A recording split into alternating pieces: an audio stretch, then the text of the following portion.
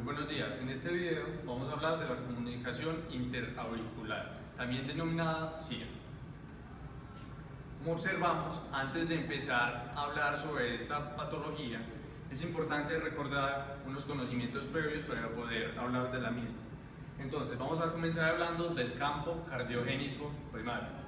Es importante saber de que este campo cardiogénico primario, antes de su formación, unas células denominadas células cardíacas progenitorias que se encuentran en la superficie del epiblasto, como lo observamos en esta imagen, se van a invaginar hacia la porción mesodérmica lateral y me van a dar la formación de una herradura, como lo podemos observar en esta imagen, lo que se ve de color rojo, dando así la formación del campo cardiogénico primario. Antes de hablar de la formación del tubo cardíaco, es importante hablar de unos genes que son importantes y esenciales para la formación de este campo cardiogénico primario, como lo mencionaba. Estos dos genes van a ser el NKX2.5, que me va a dar el desarrollo cardíaco, y un gen muy importante que es el de la lateralidad izquierda, que va a ser el PITX2. La formación del tubo cardíaco es muy importante porque más o menos en la semana tercera a la semana octava se da esta formación. Un dato importante y un dato que debemos anexar es que más o menos al día 21, al día 22, este tubo cardíaco en formación me va a generar unos movimientos que me van a generar consigo un desplazamiento de la sangre en el organismo. Entonces, aquí podemos ver y presenciar en esta imagen los plegamientos laterales y longitudinales que se están presentando en el embrión en esta etapa. Entonces vamos a ver cómo esta secuenciación, tanto longitudinal como lateral, a fin de cuentas me va a generar un tubo endocardio. Además de lo anterior, es importante recordar de que se forma generalmente a este tubo cardíaco una estructura o una prominencia muy importante, que es el campo cardiogénico secundario, que a grosso modo o en síntesis, este campo cardiogénico secundario me va a dar células que van a migrar hacia las aurículas y hacia los ventrículos.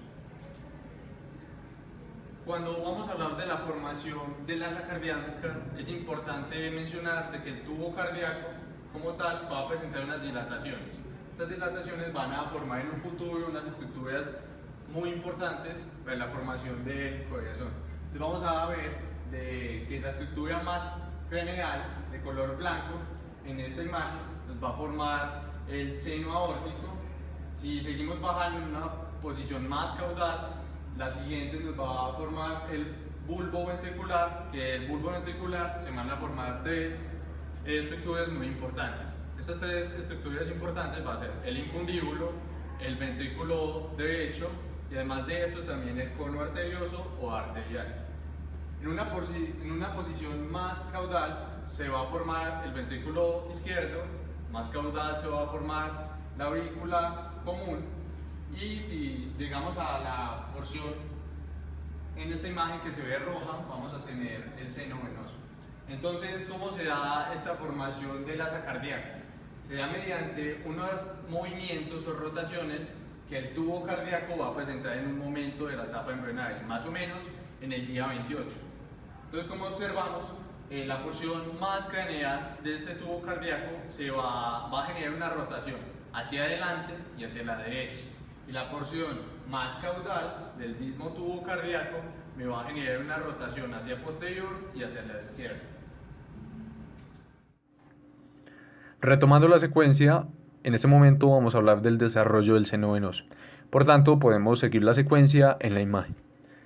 Como bien sabemos, a mediados de la cuarta semana, el seno venoso recibe sangre venosa de las astas de los senos, tanto derechos como izquierdos.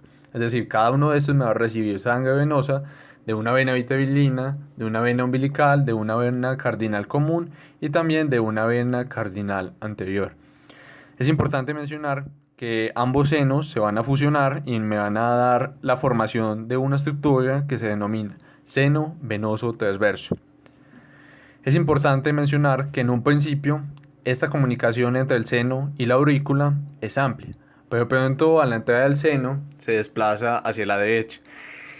Como consecuencia de esto, se debe a la derivación de la sangre de izquierda hacia derecha, lo cual me genera un crecimiento de modo considerable del asta derecha y su unión a la aurícula derecha.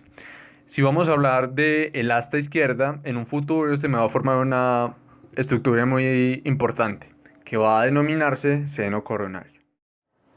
Como veníamos diciendo, después de la formación del seno venoso, es importante hablar del desarrollo del sistema venoso embrionario. Como podemos observar en esta imagen, podemos apreciar las diferentes venas que se presentan en el embrión en esta etapa. Vamos a observar que en el número 1 vamos a obtener la cardinal superior, la 2 la cardinal inferior, la 3 la cardinal común, la 4 esta de acá que va a ser la vitelina, la 5ª la umbilical, y por último vamos a tener lo que ya habíamos mencionado anteriormente, que es el seno venoso. Es importante tener presente qué estructuras van a formar en un futuro estas senos y además también vasos sanguíneos. Entonces vamos a hablar de las venas vitelinas, umbilicales y posteriormente la cardinal superior. En cuanto a las vitelinas, como podemos apreciar en la imagen superior, esa estructura que se encuentra de color rojo marrón, como pueden apreciar ustedes, va a ser el hígado en formación. A medida que el hígado crece, este conducto, en cuanto a las venas vitelinas, van a aportar cierta parte para la formación de los sinusoides o sinusales hepáticos. Es importante mencionar que acá la vena vitelina izquierda va a desaparecer. En cambio, la vena vitelina derecha me va a dar la formación de dos estructuras muy importantes. Entre ellas, la más importante de estas dos va a ser la vena porta. Continuando con la secuencia, vamos a observar las venas umbilicales. En la imagen, como podemos apreciar, más o menos en la 7ª semana se va a obliterar o se va a desaparecer la vena umbilical derecha, dando por hecho que la vena umbilical izquierda necesita dar una conexión hacia la cava superior y hacia la cava inferior. ¿Mediante qué estructura nos va a permitir esto? Mediante un conducto venoso. Entonces aquí podemos observar en la imagen inferior izquierda ese procedimiento. Hablando por último y finalizando con este sistema, desarrollo del sistema venoso, podemos hablar de la cardinal superior. En síntesis, lo que pasa acá es que ambas cardinales, tanto derecha como izquierda, se van a anastomosar. Esta anastomosis va a permitir formar una estructura fundamental en el desarrollo del feto, que va a ser la vena cava superior. Y además de la vena cava superior, todas sus ramificaciones. El tronco brachiocefálico venoso, la yugular, la subclavia, etc. Muchísimas gracias. Vamos a hablar del calentamiento interauricular. Este inicia cuando la prominencia mesenquimatosa dorsal aporta las células para formar el septum primo.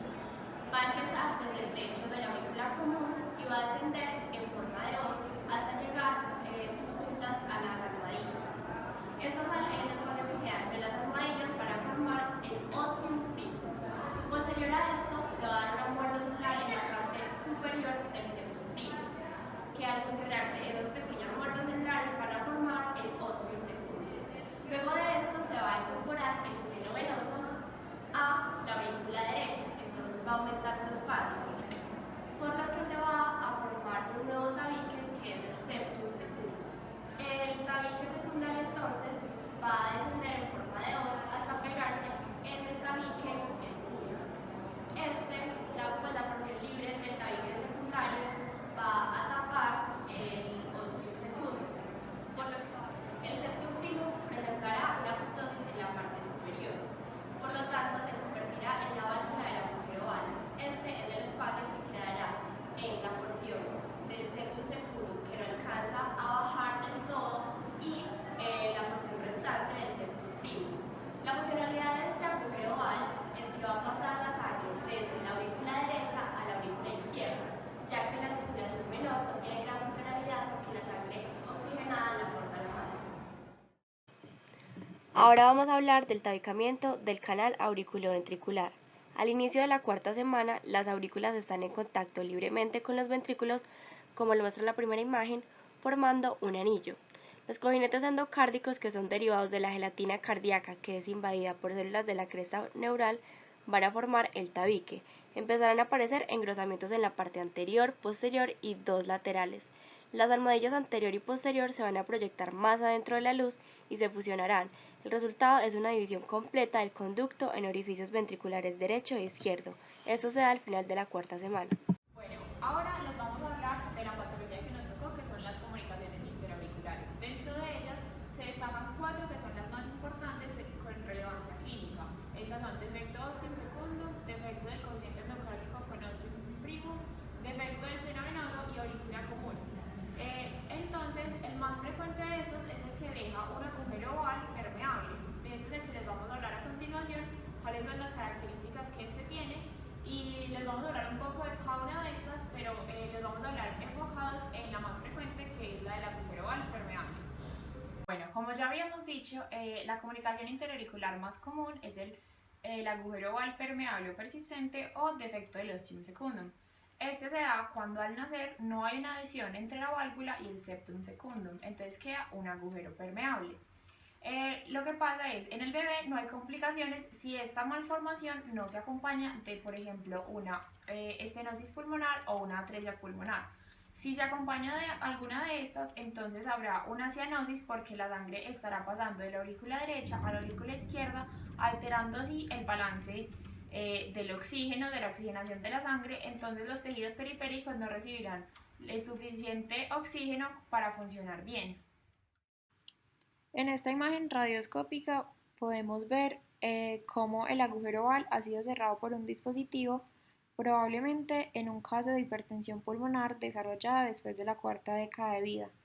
Y en la otra imagen podemos observar la secuencia de cómo en A estaba el agujero oval y ya en D han puesto el dispositivo para cerrar dicho agujero. En esta imagen vamos a ver los diferentes tipos de agujero oval permeable que pueden haber. Los otros 3 tipos de comunicación interauricular con relevancia clínica son defecto del cojinete endocárdico con ostium primum, defecto del seno venoso y aurícula común. Entonces, el defecto del cojinete endocárdico con ostium primum es menos frecuente y es la deficiencia de los cojinetes endocárdicos y de la formación del tabique auriculoventricular. Por lo general existe una hendidura en la valva anterior de la válvula mitral y este defecto afecta al 20% de las personas con síndrome de Down. Después está el defecto del seno venoso. Se localiza en la parte superior del tabique interauricular cerca a la entrada de la vena cava superior. Es la menos frecuente de todas las comunicaciones y se debe a una reabsorción incompleta del seno venoso en la aurícula derecha. Ahora vamos a hablar del último defecto, que es el más infrecuente de todos, y es la aurícula común. Y este se da básicamente cuando no hay un tabicamiento de la aurícula por falta del crecimiento del septum primum y del septum secundum.